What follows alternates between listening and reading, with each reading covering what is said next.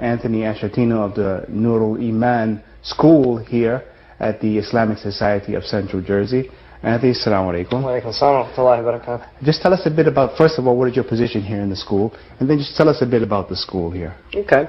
Well, first of all, I am a high school history teacher. I teach world history, United States history, government civics, and I also teach a seminar on politics of the modern Middle East to the seniors. As well as that, I'm also a school executive committee staff liaison, which is an elected position. The staff usually elects one of their own every single year. Right. I had the honor of doing it last year, and I will be the executive committee liaison until the new one is selected this upcoming year. So tell us a bit about the school. What are the numbers of students you have here? What are the grades you go up to?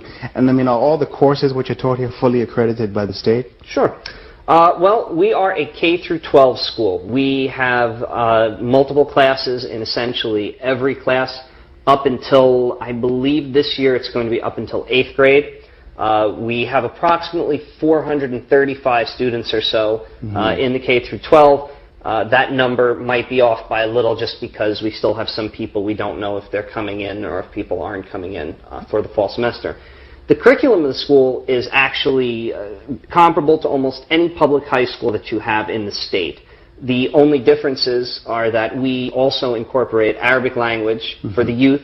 They can also continue to take Arabic if they choose in high school, or they can go with another language such as Spanish or French. As well, we have Quranic studies and we have Islamic studies. And how many students are in the school? In the high school, there's about 48. And in the entire school, K through 12, is about 435. And how long has the school here been in existence? School's been in existence since 1992. We recently graduated our third high school graduating class, and they're getting bigger. The school is very bottom heavy. Yes. We've got a lot of students in the younger grades, and they're starting to have a higher retention rate as it goes up. It used to be parents would take the kids out after 8th grade. They'd want them to go to the public school for a high school for many of the reasons you hear, oh, it's going to be this kind of an education and that kind. But we've put kids here in Ivy League schools.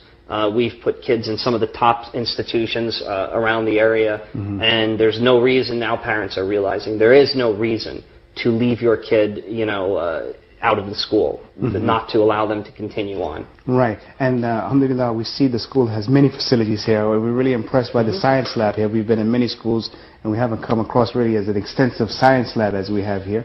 And I just want to ask you just to talk a bit. First of all, I want to talk about you yourself. How long have you been Muslim? I've been Muslim now for 11 years. Okay, and what's your story? How did you become Muslim?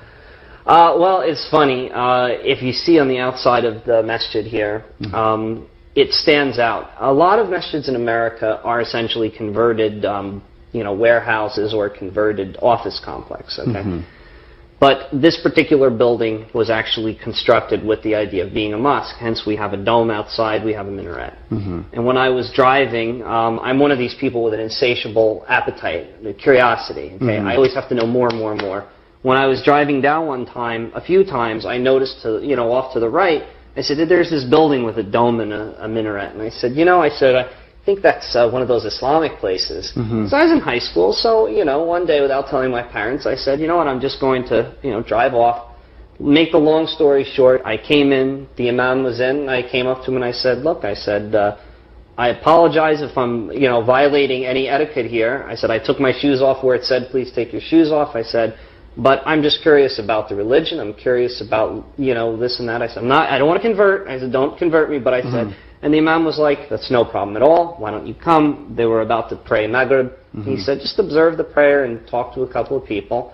I said, that's fine. And over the course of, I'd say, about the next 6 months, my journey to Islam essentially was completed. And then I finally took Shahada. When you took Shahada, did you inform your family you were becoming Muslim? What was their reaction to that? Well, it was very bad. Okay. I shouldn't say very bad. There are families I know that were a lot worse than mine. Yes. My mother was convinced I joined a cult.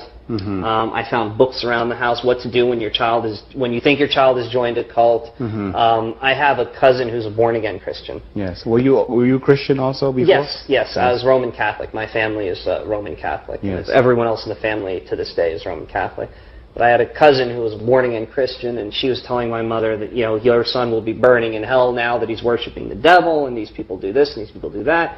And in the beginning, it was a very difficult time trying to explain things, because I didn't know enough, to really be able to defend it. But alhamdulillah, my mother, before I got married, the last year before I got married, I was living in my house. My mother actually left this is going back, a little ways. She left a little postcard on my bed right before Ramadan that said Happy Ramadan. So you see that it's really come about to the fact that now my mother and my father actually will defend Muslims when people make comments. And you think it's not about as much as what you said, is about they're just observing you and the way you carry yourself and your behavior?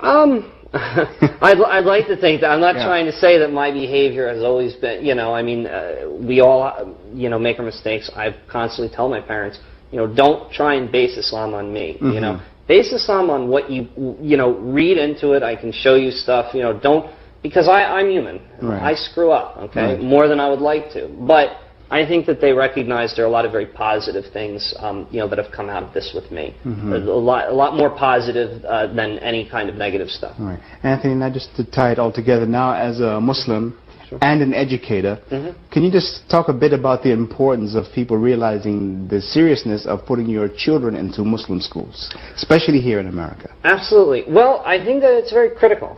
In this day and age, I think it's critical, and the reason why is because we give kids an excellent education in the secular arts, I'll say, okay? English, math, science, history, everything. But as well, there's the opportunity in public schools, and I know, having gone to public schools most of my life, you can't do things like say, well, what about God with this? The God is not a four-letter word, but it's close enough in American schools. You can't bring it up. In an Islamic school, you can integrate that. I can integrate Islam into my lessons. I can talk about the way that different things happen in different parts of the world, for example.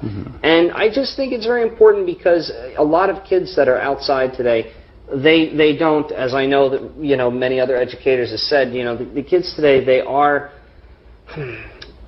they're into a lot of stuff that kids ought not to be. Yes. And there's a lot of pressure. You don't want to be the outcast, okay? Now, it's better in some schools where there are more Muslim kids in some public schools and they can create a little bit of a community. But there's still overwhelming pressure. Let's go to this party. Let's go do this. Hey, why don't you smoke this? Why don't you drink this? At the Islamic school, the essence is that by constantly reinforcing the DEEN on a 24-hour basis, the kids actually get it. Brother Anthony, let me just ask you one more question. Sure. We find in some of the Muslim schools that people who are not Muslim prefer to put their children in the Muslim schools. Do you have that situation here some also? We have had, to my knowledge, I've only been with the school for 2 years, but to my knowledge, we have had a couple of kids in the past who have been non-Muslim kids have come to the school. I would say it's a little different than sending your kid to like a Catholic school, because I know I went to Catholic high school. There's religion, yes, but here, for example, okay, during Ramadan, nobody eats, okay, during the day, except the little kids. We break for prayer during the day, okay? You have a lot of stuff, the sisters wear hijab. Whether you're Muslim or not, it's the dress code, okay? Whether you wear it outside of the school or not. But I think that there's a lot of people are coming around to realize the discipline that Islam gives in a personal life. And for teenagers, an era where you're really like in that rebellious mode and everything, it gives the kids an opportunity to really focus themselves. And so I think the parents are starting to realize that. And for your school, what is the future plans for your school here? InshaAllah, we will have a large expansion project is underway, hopefully in an area that's actually right behind this wall here and over. We're going to have a rail school building constructed, a very large school building that will be able to accommodate upwards of 550 students. And, the hope is that we will continue to grow. I mean, we really hope, with Allah's blessing, that we will continue to grow with the number of students and the quality education we're able to provide. InshaAllah, He will give you the success. Thank you, Brother Anthony, for giving us this interview and discussing the Islamic school here at the Islamic Society of Central Jersey. And I hope our viewers who learned something about Islam in America continue with us on this journey of discovery of Islam in America. Assalamu Alaikum wa rahmatullahi wa barakatuh.